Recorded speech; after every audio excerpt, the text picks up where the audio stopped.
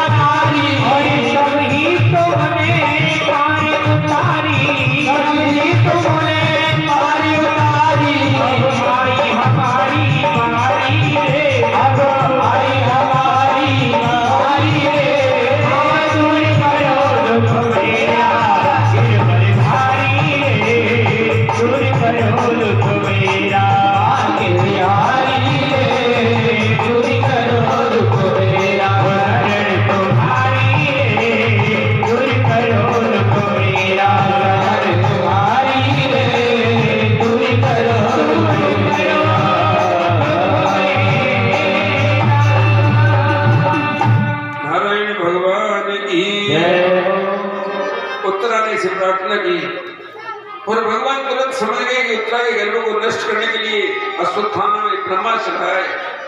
देखो ब्रह्मा की शक्ति, ब्रह्मास्त्र अमोघ है, भागवत में लिखा है यद्यपि ब्रह्म शिरो अमोघ तथापि, लेकिन भगवान की वैष्णवी शक्ति ब्रह्म शक्ति से श्रेष्ठ है। इसलिए भगवान ने अपनी वैष्णवी माया से उत्तरा के गर्भ को ढक दिया और वो निष्फल हो गई। निष्फल हो गई, कुछ दिन के लिए रोक दिया था, फली तो फिर भी है। अरित परीक्षित को जो साप लगाता ना वो ब्रह्मास्त्र ही तो था।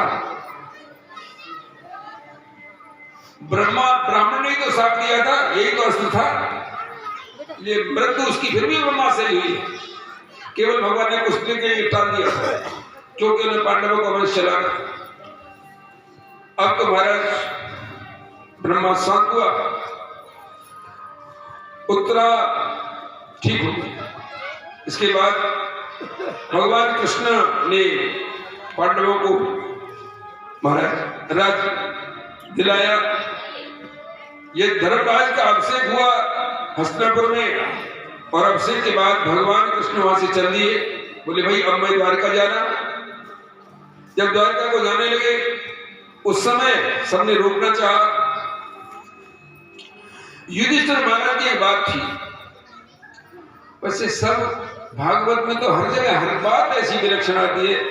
युधिष्ठिर जीत होने के बाद पछताते थे, हार होने के बाद तो दुनिया पछताती है, लेकिन युधिष्ठिर जीत होने के बाद पछताता, अकेले में बैठ के रोया करता। आखिर नाम धर्मराज था।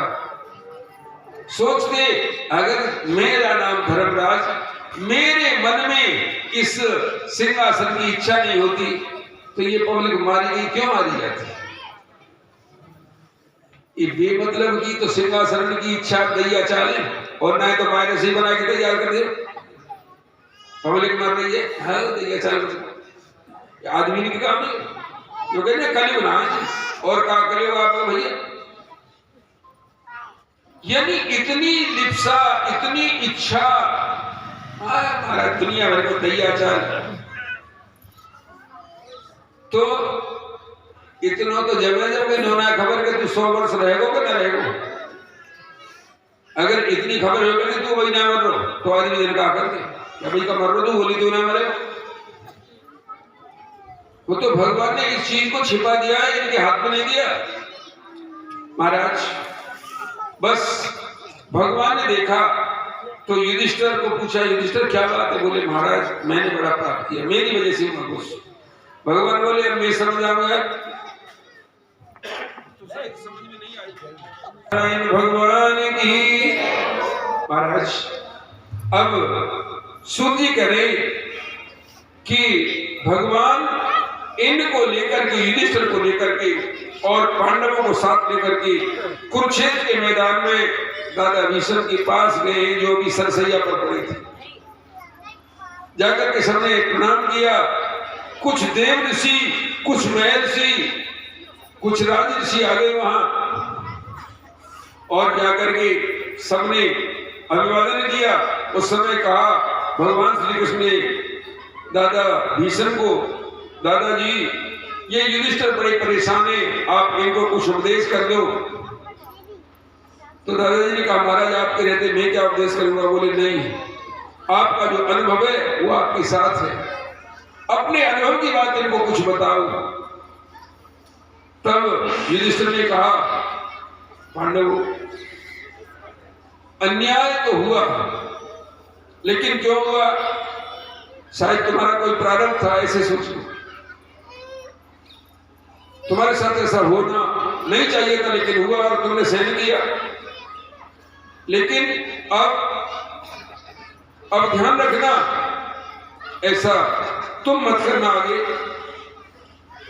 एक काम करो, महाराज भगवान की इन धर्मों का उपदेश किया। दान धर्मान राज धर्मान भगवत धर्मान विभाग सर।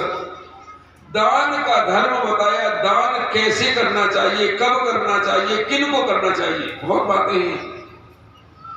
स्त्रियों का धर्म बताया, स्त्रियों का धर्म क्या है। भगवान के भक्तों का धर्म बताया, भगवान के भक्तों का क्या धर्म है। एक धर्म की विशेषता बताइए यहाँ पर जाजली उपाख्यान के द्वारा। जाजली उपाख्यान, जाजली नाम के एक ऋषि हुए, उनके द्वारा ये कहवाया कि सारे धर्मों का एक निचोड़ है कि जो चीज आपको अपने विपरीत लगती है उसे दूसरे के साथ मत करो, अपने विपरीत जो लगती है उसे दूसरे के साथ मत करो। ये सबसे बड़ा धर्म है। न इसमें कोई जाति है, न कोई धर्म है, कुछ भी नहीं रहेगा। जो आपको अपने साथ में व्यवहार बना रहता है उसे दूसरे के साथ मत करो। महाराज ऐसे उपदेश करने के बाद फिर भगवान कृष्ण को उन्होंने कहा, तो भगवान कृष्ण ने यहाँ दर्शन दिया है, बड़ी प्रार्थना की है। इति मत रूप कल्पिता, प्रभु आपका जो ये स्वरूप है, चतुर्भुज रूप भगवान ने धारण किया। और महाराज उनका ध्यान करते करते दादा भीष्म पितामह ने अपने शरीर का त्याग दिया। उनकी अपने लोक की प्राप्ति हुई। भगवान की सरगति करने के बाद हस्तिनापुर आए, फिर पांडवों से विदा ली और आप द्वारका चले गए।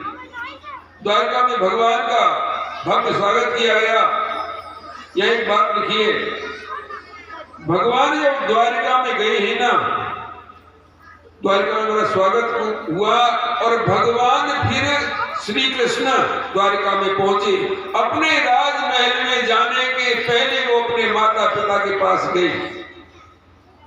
इस बात को लिखने की क्या जरूरत थी? इसलिए कि कथा सुनने वाला समझ जाए कि कहीं बाहर से आया हो और माँ बाप जीवित हो तो पहले उनको जाकर प्रणाम करो। नौकरी पे आए हो वाला दिन पीछे,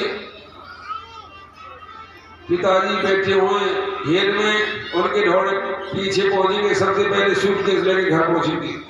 देवी जी मिलेंगी, हाँ भाई काट गए, हम कस कहीं तो नहीं होना, सब ठीक है। जब आएंगे पिताजी प्रणाम। अनुभव की बात है, निजों का देखने की बात है ऐसी। हाँ जाना चाहिए, वहां पूछना चाहिए, लेकिन उससे पहले जिन्होंने ये जन्म दिया है ना, उस जन्म देने वाली माँ को, उस जन्म देने वाले पिता को प्रणाम कर लो, उसकी बात में हो जाएगी। पूछ ले तो इसलिए लिखा है भागवत में कि पहले भगवान कृष्ण अपने माता पिता को प्रणाम करने गए और उसके बाद में अपने रानियों के पास गए।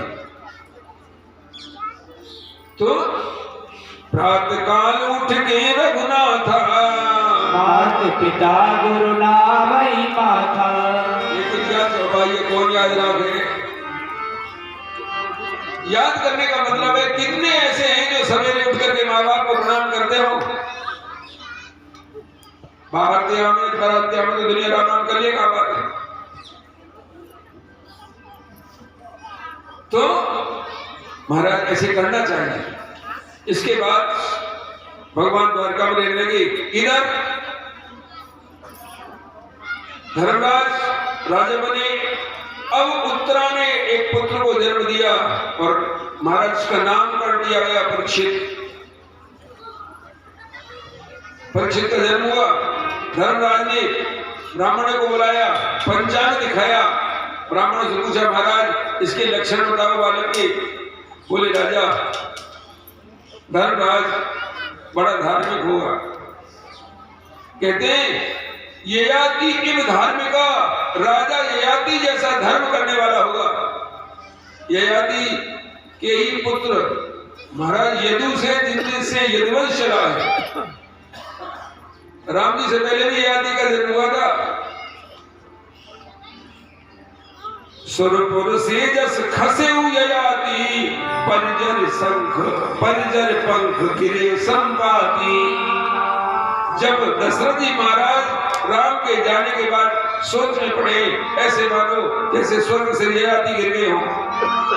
हर जगह भागवत है, हर जगह लिखी हुई है, हमें याद तो रह जाए। रामायण की चौपाई लिखी बात। ययाति की तरह धार्मिक हुआ।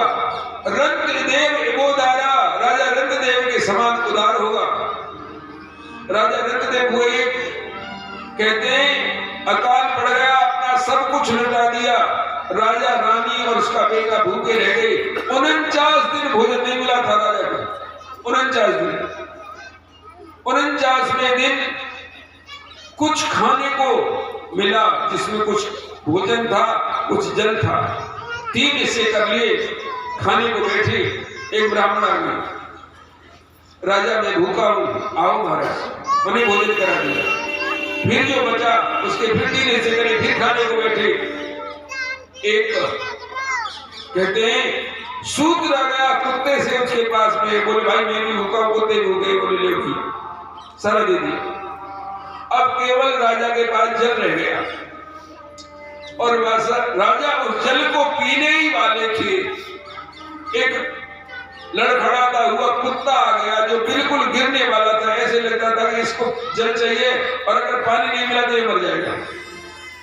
राजा ने क्या कहा, ये आती नहीं, हे परमात्मा तुम हर घट घट में निवास करते हो तो इस कुत्ते में भी हो।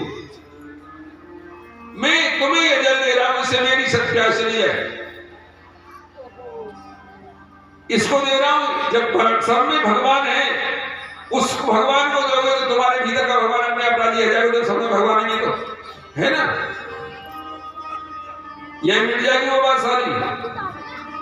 अगर दुर्गा जी और शंकर जी और राम जी एक है तो राम का मंत्र जपेंगे, दुर्गा जी राजी हो जाएगी। लेकिन ये उनके कहने से होता है जिनके मन का भेद निकल गया है। उनके कहने से नहीं होगा कि हनुमान जी के मंदिर में, शिव जी के मंदिर में हनुमान को धर दिए। हमें एक एक बात याद रह जाती है। कोई महात्मा तुम्हारे यहाँ आएंगे, कोई लेकिन तो गलत करवा दे, शिव जी के मंदिर में हनुमान धर दियो, कौन पंडित हो, चौको भैया काका करे से। यानी शास्त्र को सुनने का तो जवाब ही नहीं। कोई शायद कोई घूस रहा होगा, भूषण से 5-4 घंटा बोल कर चले जाएगा, कहा दिन सुन हम ज्यादा जाने।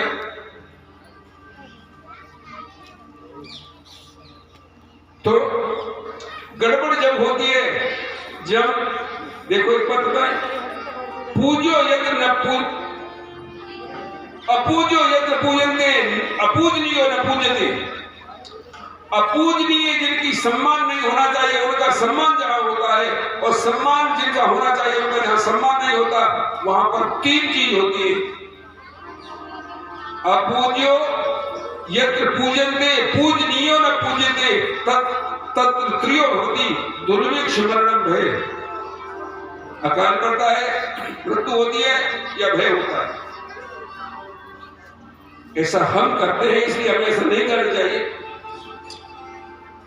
महाराज किसी जो पूजनीय है, सम्मान करने योग्य है, उनका आप सम्मान नहीं कर सकते तो अपमान तो मत करो। कोई जरूरी नहीं है उनका सम्मान करने का, अपमान मत करो। अब तो महाराज राजा नंददेव ने ऐसे लेकर के जल पिला दिया, और जल पिलाते ही ब्रह्मा विष्णु और शिव तीनों प्रकट हो गए। ये राजा नंददेव की कथा भागवत जी में है, बहुत कथाएं। राजा नंददेव की तरह उदार होगा, शिव की तरह दयालु होगा। राजा शिव की कथा आती है। शिव नाम के एक राजा हुए, बड़े धर्मात्मा। इंद्र के पास में सूचना पहुंच गई, इंद्र बोले परीक्षा करो। इंद्र ने अग्निदेव को साथ लिया, इंद्र बाज बन गया और अग्नि कबूतर बन गए, और दोनों उड़ते उड़ते राजा के यहाँ पहुंच गए। राजा की गोद में आके कबूतर छिप गया। इंद्र ने, उसने देखा राजा ने, तो कबूतर को बाज बैठा मुड़ली पे दुबा लिया। अब बाज मनुष्य की वाणी में बोला, हे राजा ये मेरा शिकार है, इसे छिपा में मत, मैं भूखा हूं, मर जाऊंगा। अरे ये को बचा रहा है, मुझे मार रहा है।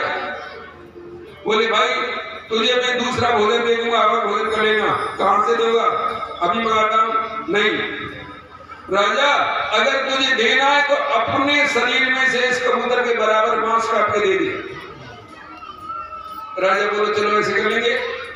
मंत्री बोले महाराज कोई राक्षस है, तुम उनको मारने के लिए आया, ऐसा मत करो। नहीं मैंने हाँ की करूंगा। राजा ने तराजू मंगा ली, एक पल्ले में रख लिया कबूतर और दूसरे पल्ले में राजा तलवार से मांस काट कर रखने लगा। भला मांस धर दियो लेकिन कबूतर उठे ही ना। राजा ने एक पूरा हाथ काट कर रख दिया, फिर भी नहीं उठा। राजा पूरा को पूरी चढ़े तलवार में। जब पूरा चढ़ गए, गर्दन पे तलवार रख ली, इंद्र और अग्नि दोनों प्रकट हो राजा को। फिर उन्होंने ऐसा कैसा ही शरण कर दिया, राजा हम तो तुम्हारी परीक्षा करके आए थे। ये राजा शिव की कथा है, भागवत में है। शिव की तरह महाराज ये दयालु होगा, बहुत बातें हैं ऐसे। और इसका महाराज ब्राह्मण के हिसाब से इसकी मृत्यु होगी, ऐसे कहकर के ब्राह्मण लोग चले गए। अब राजा परीक्षित बड़े होने लगे, इनकी शिक्षा हुई। धर्मराज महाराज ने अपने जीवन में 3 अश्वमेध यज्ञ किए। भगवान श्री कृष्ण को बुलाते हैं और यज्ञ पूरा हो गया तो लौट जाते हैं, ऐसा कहते हैं। कुछ दिन बीतने के बाद जब भगवान कृष्ण द्वारका चले गए तो युधिष्ठिर महाराज ने अर्जुन को बुलाया। अर्जुन बलाचन है कि भाई तुम भगवान कृष्ण की कुशलता सूचना लेके आओ, अब उनके क्या करने की इच्छा है मन में। शायद मोबाइल होते तो मोबाइल कर लेते। अर्जुन भेज दिए। अर्जुन पहुंचे और जब वहां पहुंचे द्वारका, उसके बाद में भगवान के यहाँ रह गए। वहां जाने लौट के 7 महीना है। इन 7 महीनों में ही वहां गड़बड़ हो गई और ये दोनों आपस में लड़ करके बस हो गए, लड़कर के समाप्त हो गया। भगवान कृष्ण के जो बालक जो रानियां बची थी उनको लेकर के अर्जुन आ रहे थे, रास्ते में भीलों ने लूट लिया। कहते ना लोग क्या करते, नर का क्या बलवान है, समय बड़ी बलवान, भील न लूटी गोपिका वही अर्जुन वही बाण। लेकिन एक बात है, अब इस बात को सुनकर मेरे मन में कई बार आया कि भगवान की रानियों को जब भील ले गए तो भाई भगवान का गुण क्या रह गया। अब भील ने कहा करे हो भाई ये तो सारा गड़बड़ हो गया, ऐसा क्यों हो गया। लेकिन भागवत में ना लिख रहे ना कोई बता रहे, शायद आपको किसी ने सुना दिया हो, क्योंकि हमने खबरिया मारी पहले तक हमने भागवत के लिखा जब तक नहीं सुना है शायद। तो महाराज अब इस कथा को तो आपको बताएंगे, थोड़ा पूर्ण वहां तक पहुंचा दे। अर्जुन पहुंचे युधिष्ठिर के पास। युधिष्ठिर ने अर्जुन को उदास देखा। अर्जुन क्या हुआ पूरी कथा सुना। महाराज हे धर्मराज, हुआ ये यदुवंश को साथ दे दिया।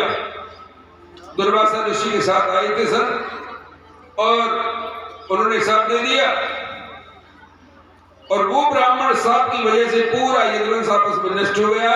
लड़कर के भगवान बलराम जी समुद्र में प्रवेश कर गए। भगवान पीपल के पेड़ के नीचे थे, पहिया ने बाण मार दिया, अंतर्धान हो गए। जो बचे थे उनको मैं लेकर के आया था, मुझे लूट लिया।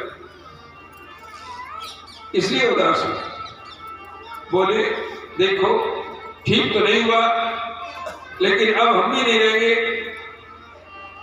ऐसा सोच करके राजा को, परीक्षित को राजा बना करके ये भी हिमालय के लिए चली। तो अब परीक्षित राजा बने। अब पिछली बात को ले ले, भगवान की रानियों को भीलों ने लूट क्यों लिया। ये कथा शिव पुराण में दी है, उसमें विष्णु पुराण में ये प्रसंग आया।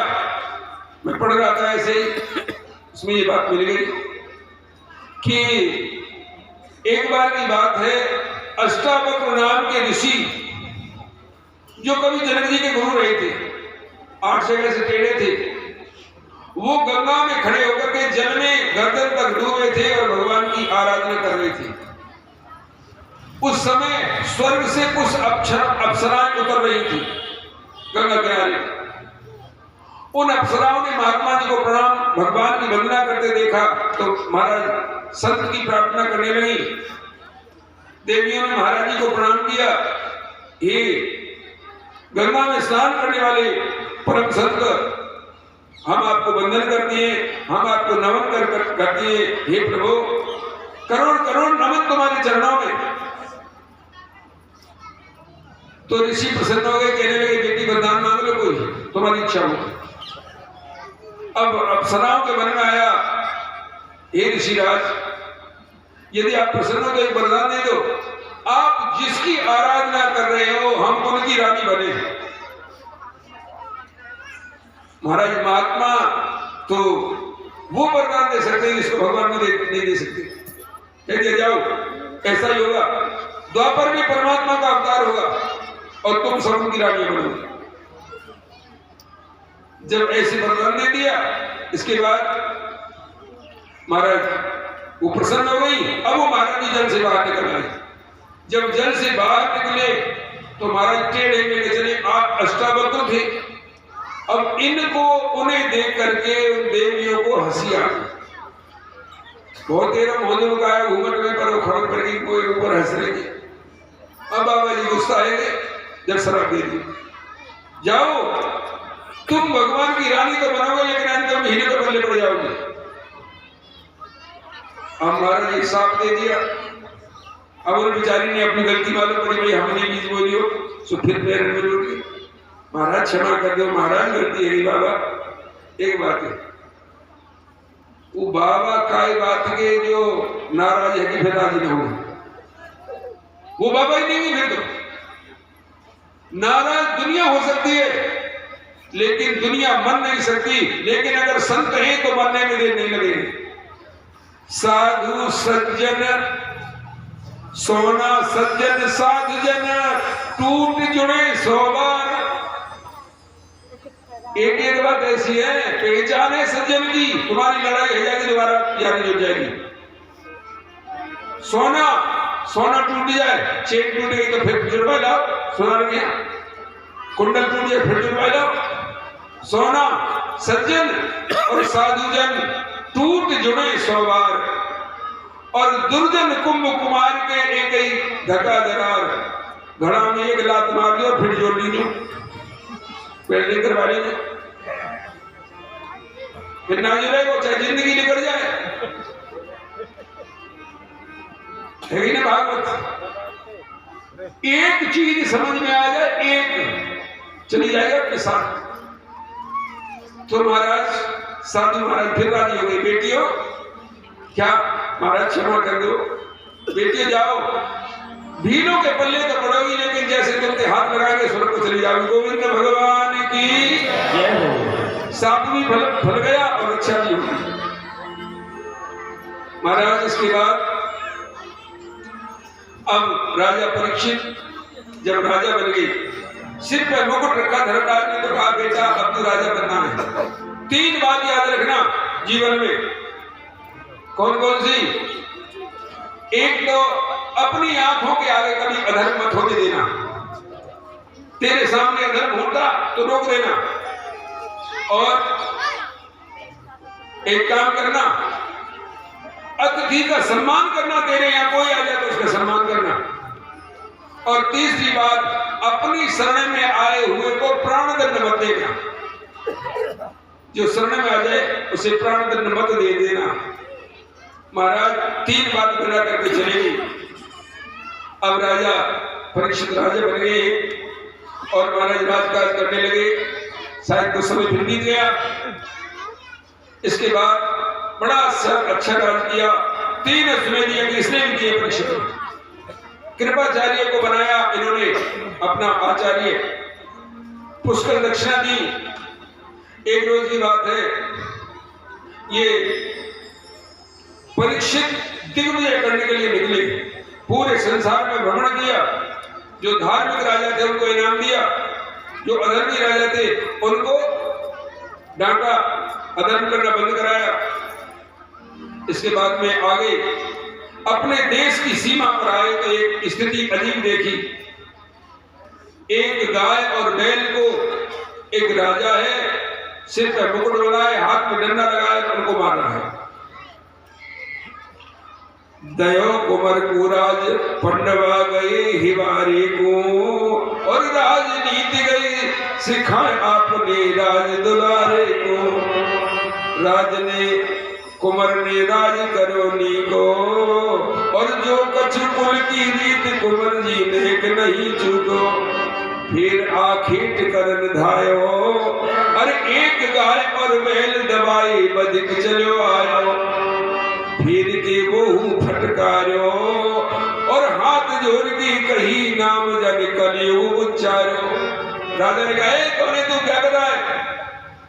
महाराज में कलियो दुष्ट अधर्म कर रहा है। मेरे दादाजी ने कहा था आंखों के सामने धर्म मत होने देना, मार दूंगा। तलवार खींच ली और मारने को दौड़ी, डंडा फेंक दी शरण में आया। महाराज मैं आपकी शरण में मारने में। फिर बात याद आ गई, दादाजी ने कहा था शरण आए को मरना मारना मत। बोले थे मारूंगा तो नहीं, लेकिन तू बता कौन है कि मैं कली हूं। बोले भाई मार तुझे मैं सकता नहीं, और यहाँ रहने नहीं सकता। एक काम कर, तू मेरी राजनीति नहीं करेगा। बोले महाराज एक काम करो। महाराज देखो मैं आपके राज में आ गया हूँ, बिना आज्ञा के आया, ये तो मेरा अपराध है। प्रभु महाराज मैं आगे अचानक गया हूँ तो तुम्हारा अतिथि भाई मोह निकार मत कोई जगह दे दे रही। और राजा ने कहा तू 4 जगह रहे, द्यूत जुआ में रहे, और जुआ में एक अधर्म होता है असत्य। जुआ कभी सत्य से नहीं खेला जाता, एक आदमी जरूर बेईमानी करेगा, ईमानदारी किसी को कबूल नहीं चले। जुआ में असत्य अधर्म होता है। और दूसरा द्यूतम पान, पान कहने मदिरा पान को नशा करने को, और इसमें एक अधर्म होता है मद घमंड। 2 ढक्कन डालने फिर घमंड नहीं आ रहा है जाए। अरे अमन ने तो उसे बहुत देखे, मतलब कहो तो राजा ने कह दे चढ़ोले कटरा पे हाथी कटरा दिखे भाई, नशा ऐसा होता है। तो द्यूतम पानम, और महाराज तीसरा हिंसा मांसाहार दे दिया। तू मांसाहार करे, और मांसाहार अब बढ़ रहा है। मछली पालने के लिए, मुर्गा फार्म के लिए खट देश लोग 1000 मंदी जो कितने कर पाए, और के लिए तो देख लगे। एक बात है, आपसे तो तन दूर पड़े शायद जमुना जी, गोविंद लड़के बहुत नदी पड़े, और जमुना नहाने कभी हम जाए करे पहले, शायद सन 60 से पहली बात है, हमने बहुत जमुना जी नहाई। दशहरा पे जमुना जी नहाई जाए करेंगे, हमारी बहन दूर पड़े। तो ऐसी धादल पातरवा में एक छबरा की, ऐसे बड़े कछुआ छबरा से 2 लेकर आएंगे, पैसा फेंक दो तो तली में बैठ जाएगा, वहां से दिख जाएगा पैसा तले हो। अब पैसा की चले तो आदमी फेंक दे तो वो तो दिखे ना। और धादल पातर एक ना है, कहाँ गई सब खा गए लोग। मसाला बढ़ रहा है ना। अब की कहीं आपने भागवत में लिख रही है, ये तो दिमाग में लिखी हुई बात है, कहीं से निकालने को नहीं कहता है। ऐसा है तू मांसाहार में रहे और तू व्यभिचार में रहे। पहले सुनने में आई करे कहीं कि काली कोर्ट मैरिज कर लीजिए, और अब तो गांव गांव है नहीं। ये अधर्म तो है, सच्चा अधर्म भी बढ़ेगा न तुम बढ़ोगे न वो बढ़ोगे। अगर कछु या धर्म में चलाओ तो रोगे हो जाए। समझाओ बच्चों को, संस्कार दो। कुछ भी नहीं रखा वहां, कुछ भी नहीं है।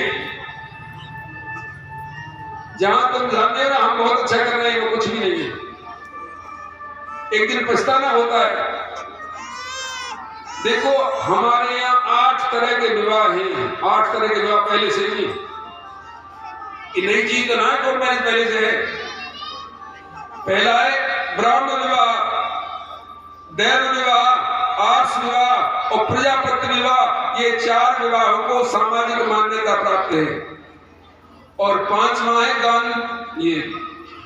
गांधर्व विवाह। इस गांधर विवाह का नाम ही कोर्ट मैरिज है। अपनी इच्छा से वर कन्या शादी कर ले, ये पहले भी होती थी। और तीसरा विवाह, छठवां विवाह है राक्षस विवाह, कहीं से अपहरण करके शादी करने जैसे श्री कृष्ण ने किया था। और एक है दैत्य विवाह और पिशाच विवाह।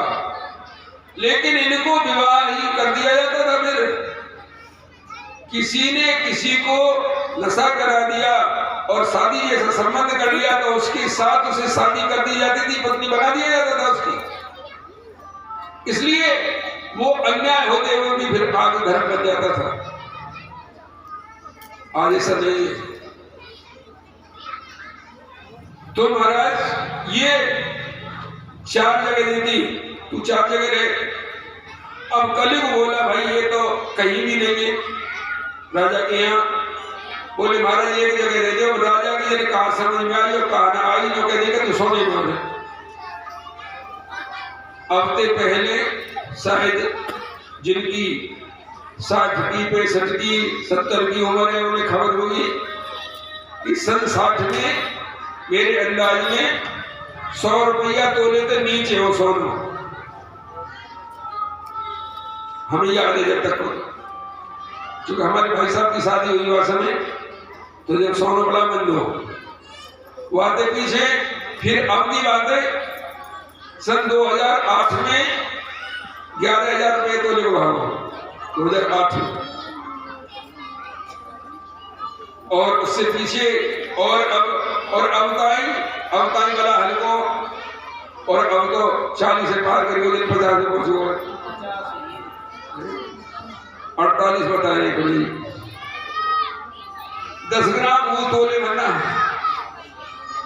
और ऐसे लगे जो ऐसे ही रही ना तो वो इसलिए करोड़ रुपये तोले है। जब पेट्रोल 100 रुपये लीटर रहेगा तो सोना बढ़ जाएगा, तो क्या बात है, ऐसे ही बढ़ते रहेगी।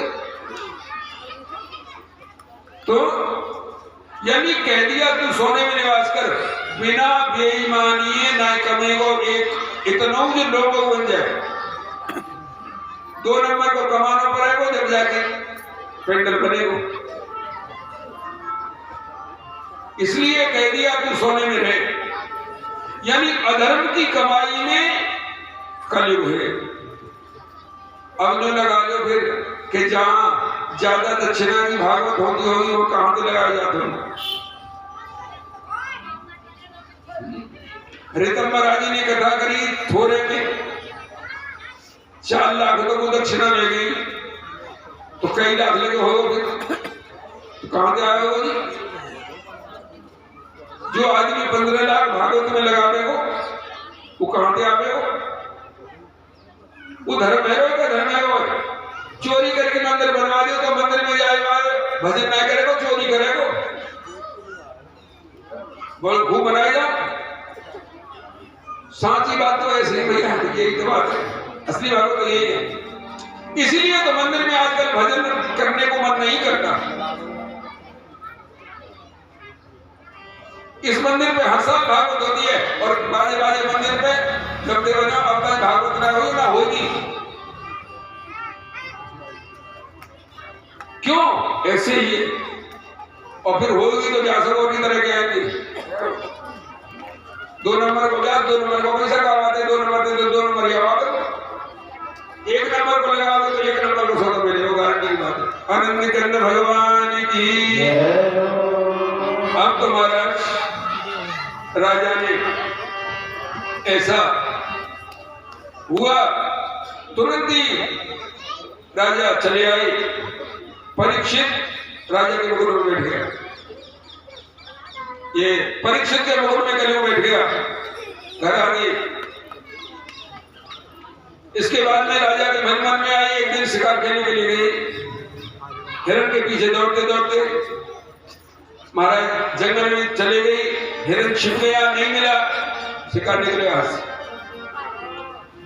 राजा भूख लगी, प्यास लगी, घोड़ा भी प्यासा, राजा भी प्यासे, पानी तलाश करने लगे। अब पानी तलाश कर रहे थे, समीक नाम के आश्रम पर पहुंच गए, ऋषि के आश्रम पर, कुटिया में।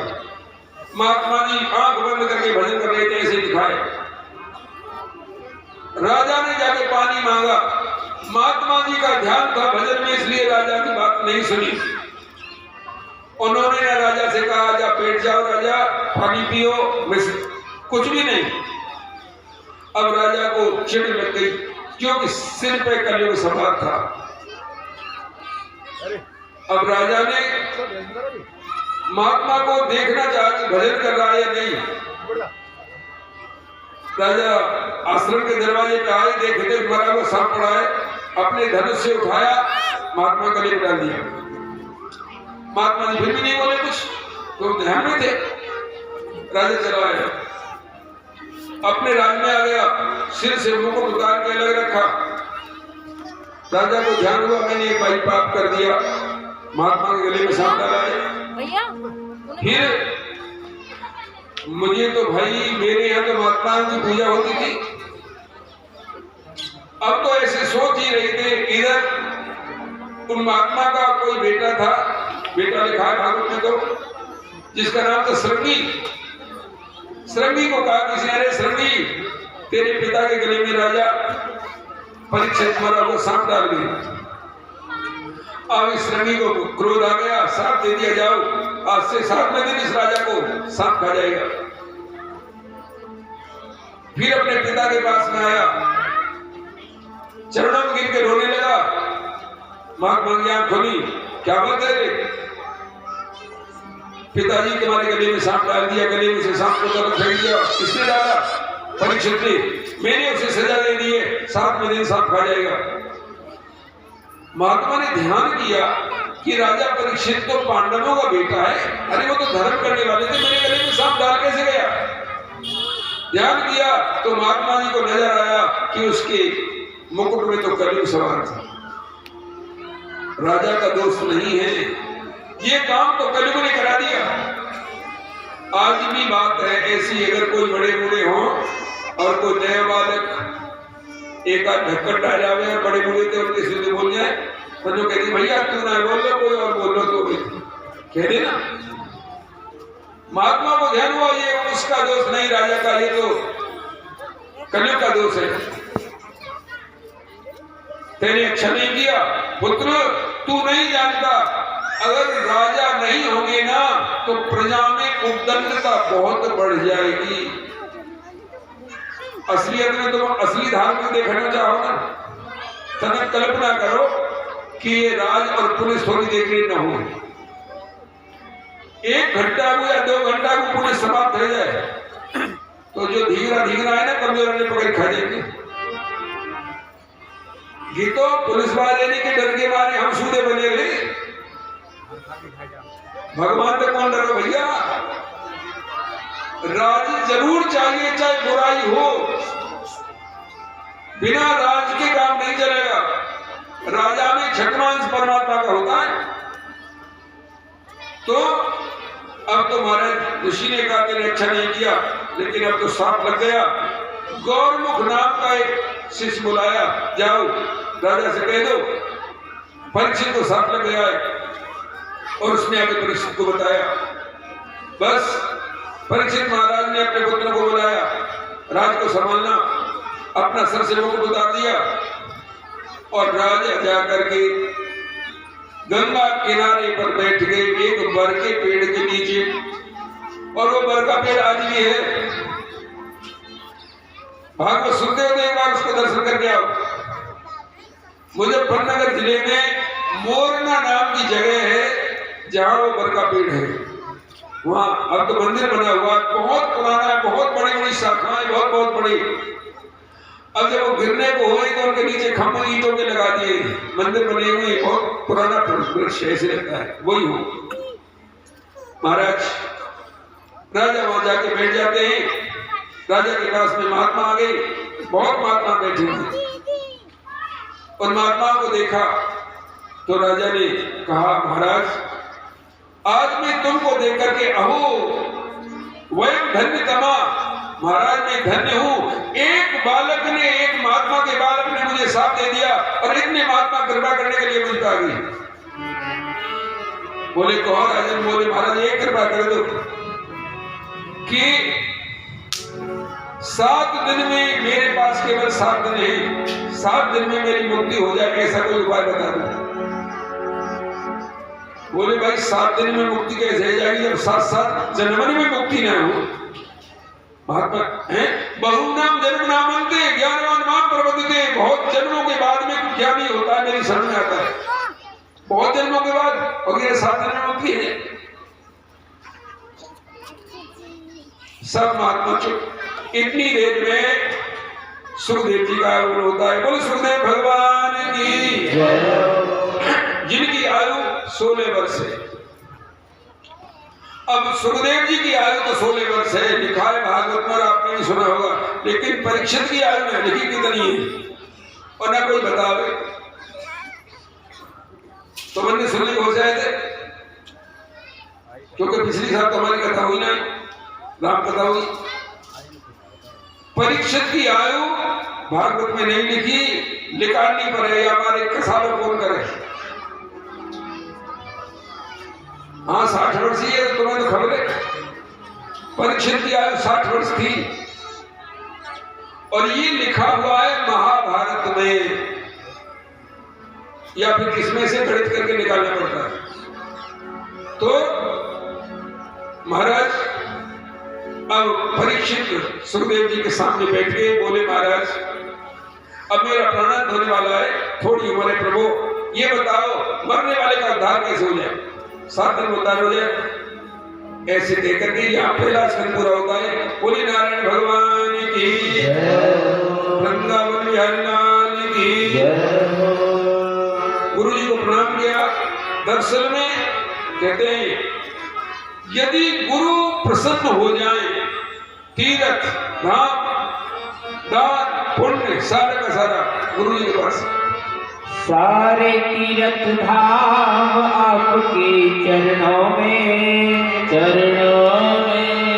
हे गुरुदेव प्रणाम आपके चरणों में। हो सारे तीर्थ धाम आपके चरणों में, चरणों में। हे गुरुदेव प्रणाम आपके चरणों में।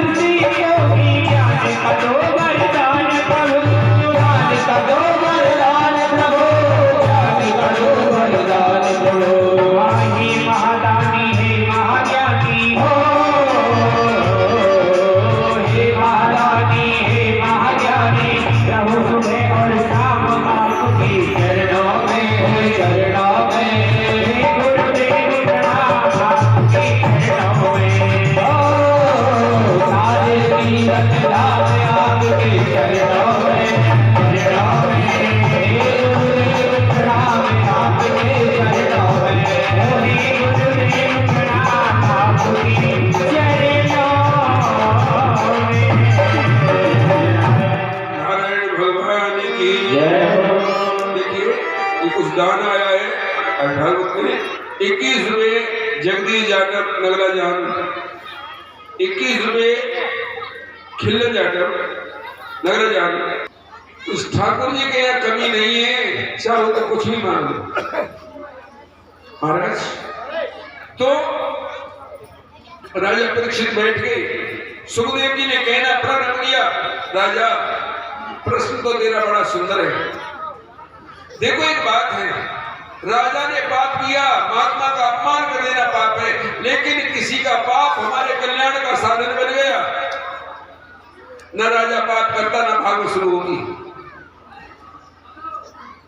धर्मात्मा पाप भी करता है तो भी कल्याण ही होता है महाराज। सुखदेव जी जैसे परमहंस भगवान के स्वरूप उसे उपदेश देने के लिए आ गए।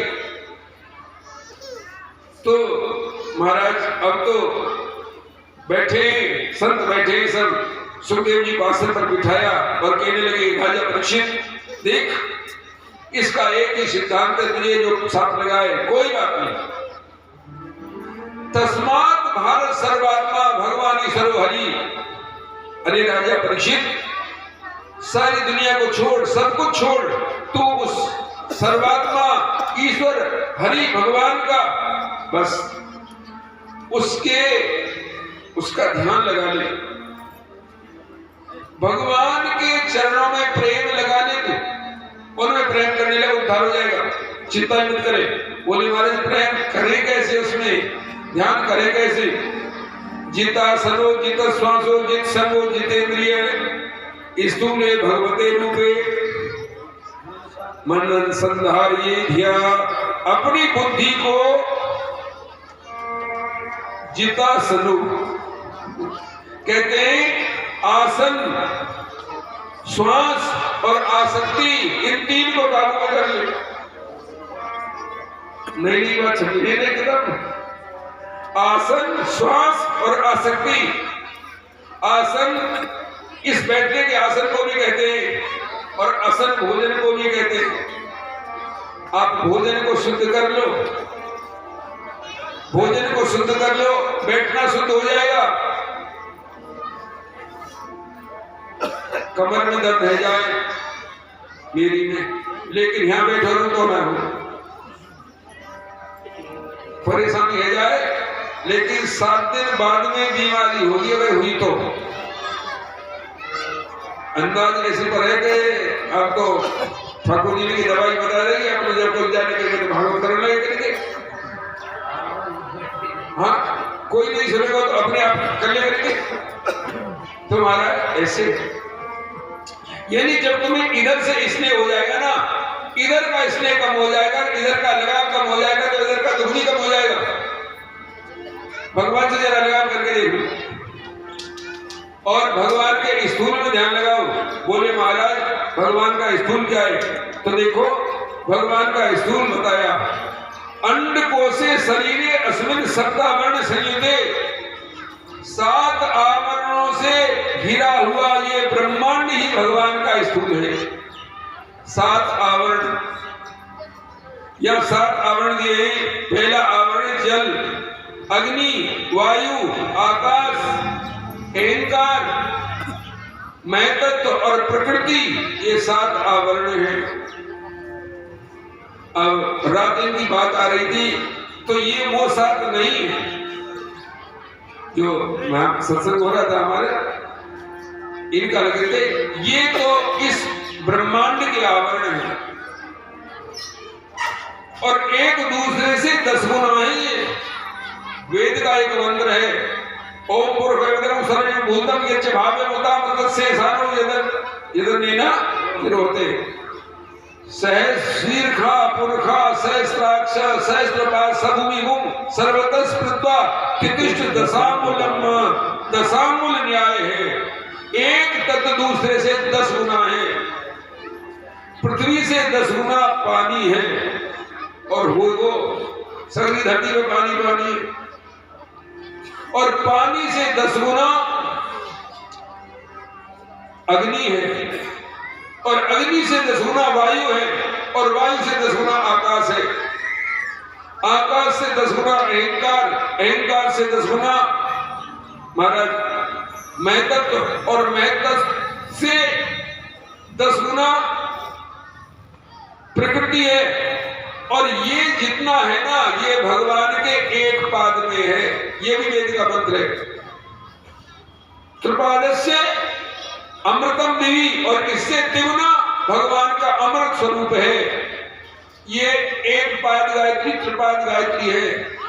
ओम भूर्भुवः स्वः तत्सवितुर्वरेण्यं भर्गो देवस्य धीमहि धियो यो न प्रचोदयात्। 3 पाद की गायत्री है, 3 चरण की। एक चरण में 8 अक्षर होते हैं, गायत्री में 24 अक्षर है।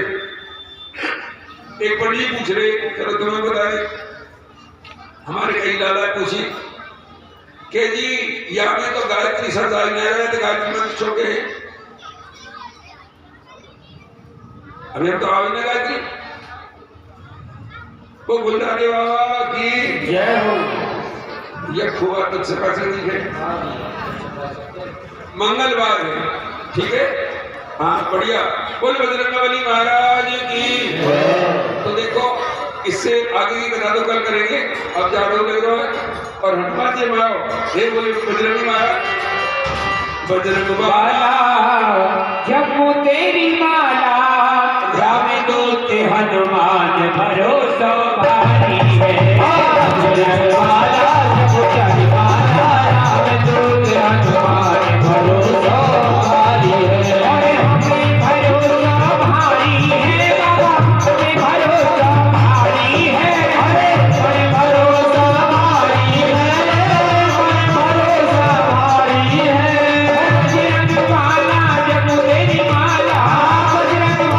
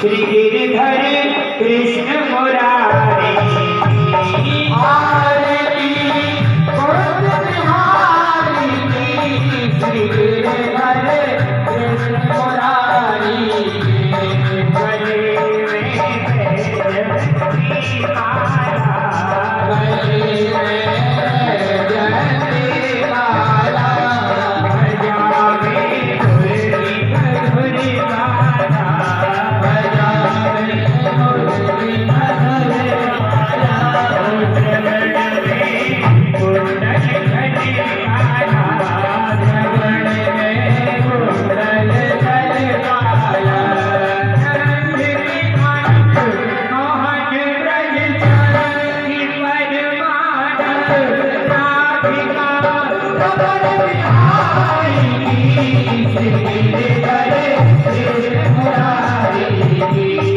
आरती गोविंद बिहारी श्री गिरधर कृष्ण मुरारी गगन सभी रंग कांति लाली गगन सभी रंग कांति लाली राधिका चमकी रही लाली राधिका चमकी रही लाली ओ लगन में साड़ी बनवाली लगन में साड़ी बनवाली प्रभर की अटक कसूरी चंद सीधर नयन छवि श्याम प्यारी गिरधर कृष्ण मुरारी आरती गोविंद बिहारी श्री गिरधर कृष्ण मुरारी कनक भई मोर मुकुट बिल से कनक भई मोर मुकुट बिल से देवता